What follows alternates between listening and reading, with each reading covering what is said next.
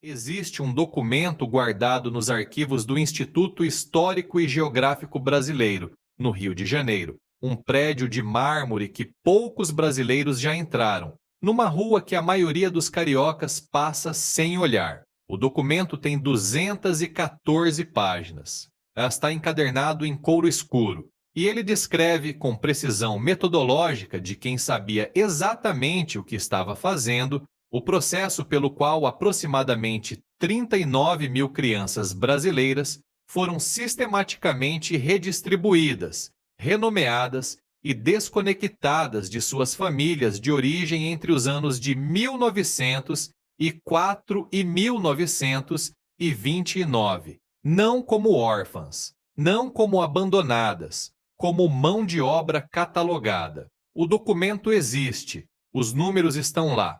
E durante décadas ninguém fez a pergunta que ele claramente exige.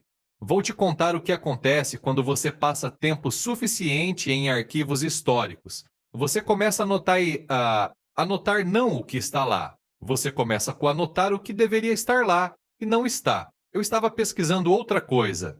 Completamente. Estava atrás de registros sobre a urbanização do Rio de Janeiro no início do século XX. As reformas de Pereira Passos, a demolição dos cortiços, o redirecionamento da população pobre para as periferias e para os morros. Uma história conhecida, documentada, discutida em universidades. Pensei que estava pisando em terreno familiar. Não estava. O que encontrei, por acidente, sem procurar, enquanto lia atas municipais de 1906, foi uma referência a algo chamado recolhimento preventivo de menores expostos. Uma frase burocrática, seca, ordinária, do tipo que você lê sem processar, mas havia um número ao lado da frase, e o número era específico demais para ser uma estimativa. Comecei a puxar o fio. Para entender o que aconteceu, você precisa entender o Brasil de 1904. O país tinha saído da escravidão há exatamente 16 anos. 16 anos, não décadas, não séculos. 16 anos. Havia uma geração inteira de pessoas que havia nascido escravizadas e que agora era, no papel, livre. E havia seus filhos, e havia os filhos de seus filhos. E o Estado brasileiro, recém-republicano, ávido por modernidade europeia, ansioso por apagar qualquer coisa que o associasse ao passado colonial, não tinha absolutamente nenhum plano para integrar essas pessoas a uma economia que havia sido construída sobre o trabalho forçado delas por mais de 300 anos. O que o Estado tinha era uma ideologia, e a ideologia dizia que a pobreza era um problema moral, que crianças pobres, criadas em condições insalubres, esse era o eufemismo, se tornariam criminosas, vadias, ameaças à ordem pública, que a solução era intervir cedo, recolher, redirecionar, reformar. A roda dos expostos foi o mecanismo. Se você não conhece a roda dos expostos, isso por si só é revelador. Era um cilindro de madeira giratório, instalado nas paredes de santas casas e asilos em todo o Brasil. A mãe, quase sempre, sozinha, quase sempre pobre, quase sempre negra, colocava a criança no compartimento externo do cilindro, girava, tocava uma campainha e a criança desaparecia para o outro lado da parede. O anonimato era garantido por design. Ninguém via quem entregava. Ninguém registrava o nome da mãe. A criança entrava no sistema sem âncora familiar, sem história verificável, sem ninguém do outro lado para reclamar. O Brasil foi o último país do mundo ocidental a abolir a roda dos expostos. A última roda foi desativada em 1950, não em 1850, em 1950. Pense nisso por um momento. A última criança entrou numa roda dos expostos brasileira no mesmo ano em que o país disputou uma Copa do Mundo em casa, no mesmo ano em que havia televisão em alguns bairros do Rio, no mesmo ano em que a Dutra já conectava São Paulo ao Rio. A roda dos expostos não é história remota, É história recente, deliberadamente varrida para baixo do tapete. Mas a roda dos expostos é apenas o mecanismo visível. O que acontecia depois que a criança cruzava a parede, esse é o território que foi sistematicamente obscurecido. Entre 1903 e 1927, o Estado brasileiro formalizou um sistema de colocação familiar para crianças institucionalizadas. No papel, era adoção. Na prática, como os próprios documentos da época deixam claro para quem os lê sem romantismo, era um sistema de trabalho doméstico não remunerado com verniz humanitário. As crianças, predominantemente negras e pardas, conforme os próprios registros de entrada dos asilos demonstram, eram colocadas em famílias brancas de classe média e alta sob um arranjo chamado tutela. A família tutora recebia a criança e, em troca, se comprometia a oferecer sustento, educação moral e instrução elementar. Não havia salário, não havia contrato de trabalho, não havia mecanismo de fiscalização, não havia data de término. Os documentos do Juízo de Órfãos do Rio de Janeiro, parcialmente digitalizados pelo Arquivo Nacional, mostram que entre 1904 e 1912 foram registradas 7.843 tutelas nesta categoria.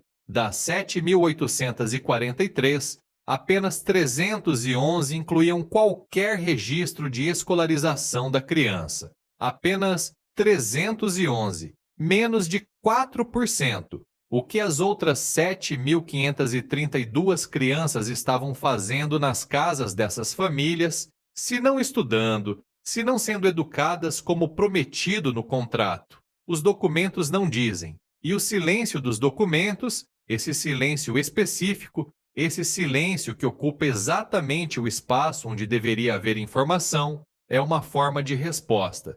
É aqui que a maioria das pessoas erra. Passei quase 2 anos verificando a afirmação que circula em certos grupos de discussão sobre história negra brasileira. A afirmação de que havia uma diretiva explícita, um documento secreto assinado por algum ministro ou presidente, ordenando formalmente a exploração de crianças negras através do sistema de tutelas. Essa afirmação não se sustenta.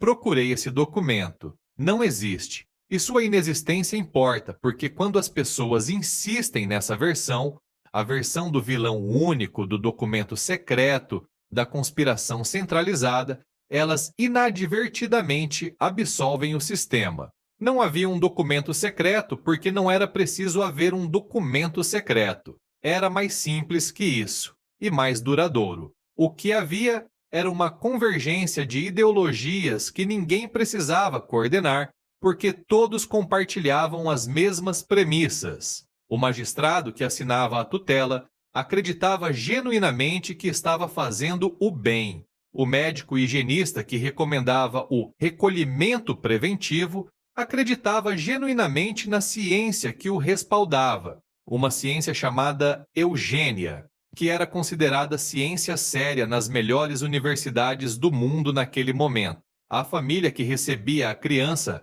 acreditava genuinamente que estava oferecendo uma oportunidade que de outra forma não existiria. O sistema não precisava de malícia concentrada, precisava de pressupostos compartilhados. E os pressupostos eram que certas crianças valiam menos, que certas famílias eram incapazes de criar seus próprios filhos, que o Estado, urbano, branco, letrado, sabia melhor. Não é conspiração, é estrutura. Você já entrou em um desses prédios. Você sabe como eles cheiram. Mármore frio, madeira envernizada velha. Aquele silêncio específico que não é paz, é peso. Como se as paredes tivessem absorvido décadas de documentos sendo assinados, de decisões sendo tomadas sobre vidas que nunca foram consultadas. Tem uma luz peculiar nesses lugares. Filtrada, amarelada, como se o próprio sol chegasse com atraso. A Santa Casa de Misericórdia de São Paulo tem esse cheiro. O Arquivo Nacional no Rio tem esse cheiro. O juízo de menores de Porto Alegre, antes de ser reformado, tinha esse cheiro. Você já esteve em um lugar assim, talvez sem saber o que estava guardado lá dentro, talvez sem saber que atrás de alguma porta, em algum corredor que não é aberto para visitantes, há pastas com nomes. Primeiro nome apenas, muitas vezes. Às vezes nem isso, apenas uma numeração sequencial e uma data de entrada. Números onde deveriam existir histórias. Sequências onde deveriam existir famílias.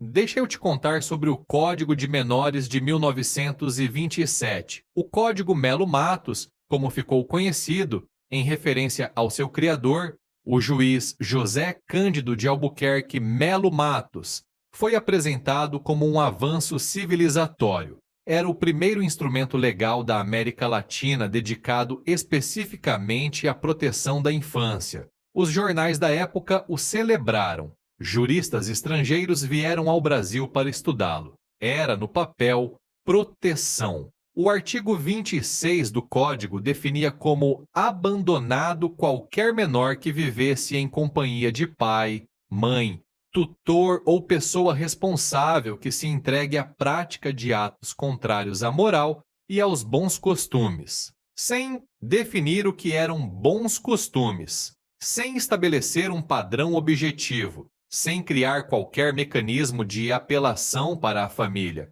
O que isso significava na prática? Significava que um juiz, qualquer juiz, com qualquer conjunto de preconceitos, podia declarar uma criança abandonada, sem que ela tivesse sido abandonada por ninguém. Podia retirar uma criança de uma mãe viva, presente, que estava tentando criar seus filhos e entregá-la ao sistema. E o sistema entregava ao trabalho doméstico não remunerado. Entre 1927 e 1940, período de vigência inicial mais intensa do Código, os registros do Juízo de Menores de São Paulo, que foram parcialmente analisados pela historiadora Irma Rizzini em pesquisa publicada na década de 1990, mostram uma distribuição racial que o próprio Estado da época, paradoxalmente, documentou com precisão. 78% das crianças institucionalizadas nesse período eram negras ou pardas, em uma população paulistana, onde esse grupo representava aproximadamente 35% do total. Isso não é estatística abstrata, são crianças específicas, com nomes que foram trocados, com histórias que foram interrompidas. Existe um detalhe nos registros do Arquivo Nacional que me persegue desde que o encontrei. Nas fichas de entrada de várias instituições, não todas, mas várias, com frequência suficiente para não ser acidente, há uma coluna chamada procedência. E em centenas de fichas, essa coluna está preenchida com uma única palavra: desconhecida. Não mãe falecida, não pai ausente, desconhecida. Para uma criança que entrou pela roda dos expostos, faz sentido. O anonimato era o ponto. Mas essas fichas não são de crianças que entraram pela roda. São de crianças com datas de entrada posteriores à desativação das rodas em suas respectivas cidades. Crianças que foram entregues diretamente. Crianças cujas mães estavam, em muitos casos, vivas e presentes na cidade. Desconhecida. Não descrevia a realidade, descrevia uma política. Se a procedência é desconhecida, a criança não tem família para reclamá-la.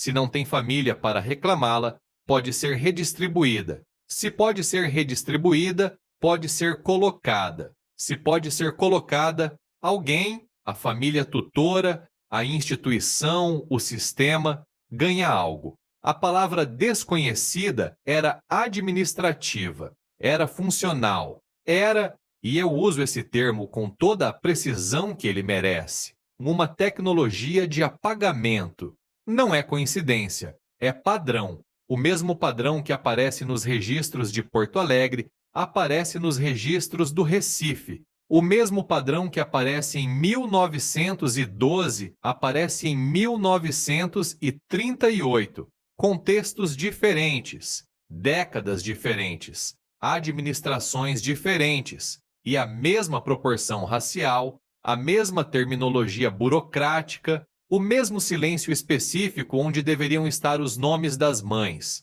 Sistemas não precisam de coordenação para produzir resultados consistentes. Precisam apenas de incentivos alinhados e premissas compartilhadas.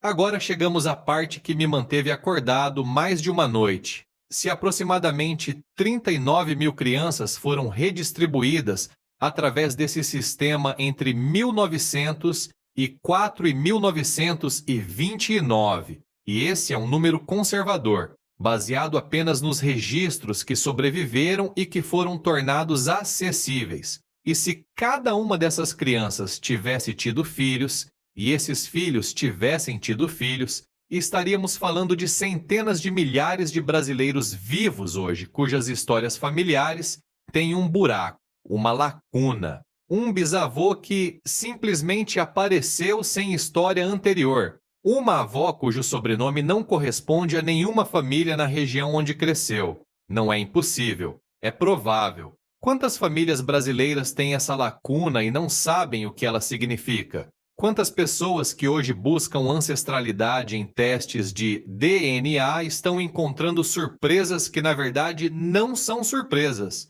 São consequências documentadas de uma política que o Brasil nunca reconheceu formalmente? Quantas dessas histórias foram enterradas não por acidente, não por descuido, mas por aquela palavra específica, administrativa, funcional, desconhecida? E se o Código Melo Matos, celebrado, estudado, exportado como modelo para outros países latino-americanos, foi o instrumento legal que tornou tudo isso não apenas possível, mas rotineiro, porque ele aparece nos livros de história do direito brasileiro como um avanço, e não como o que os documentos sugerem que também foi. O documento de 214 páginas guardado no Instituto Histórico e Geográfico Brasileiro ainda está lá, encadernado em couro escuro, num prédio de mármore, numa rua que a maioria dos cariocas passa sem olhar. Dentro dele há nomes, alguns nomes, aqueles que sobreviveram à política do desconhecida. Há números, há datas. A arquitetura burocrática de um sistema que funcionou tão bem, com tanta eficiência silenciosa que nem precisou se esconder. Estava tudo registrado, assinado, arquivado em ordem cronológica. Os documentos não foram destruídos, não foram queimados, não foram eliminados, foram arquivados. E há uma diferença crucial entre esconder algo e simplesmente nunca mais falar sobre isso. O arquivo não apaga, ele apenas aguarda. Em silêncio de mármore e couro velho, em corredores que cheiram a tempo parado, ele aguarda que alguém faça a pergunta certa. Até agora, poucas pessoas fizeram essa pergunta. Eu não sei porquê.